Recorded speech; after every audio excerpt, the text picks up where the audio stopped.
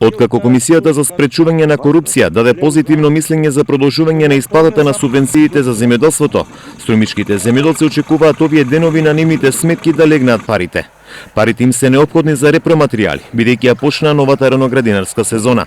Семејството Станкови од Куклиш, чии оранжери зимава настрада од снегот, со нетрпение ги чекаат. За 2016 не се плат, не треба да се исплатат.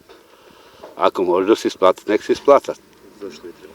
И понасејам паднаат 2 декар оранжерија и не може и од тие пари, и од тие што ќе направиме. Ето тука крп може, домашната долите 2, стоат още не чепни.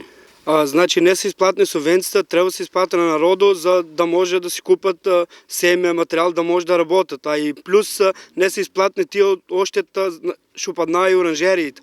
И уште ги нема тие. Сега документот до Скопје ќе видиме дали Скопје ќе потврди нешто.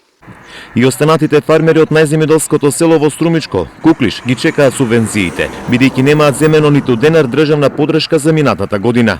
Изборите и немањето влада ја закочи целата постапка, па земјоделците останаа со празни джебови. Сега се потребни, да кажем, субвенциите. Зошто ви се? Да се, па за ѓубре, за бензин, тие работи.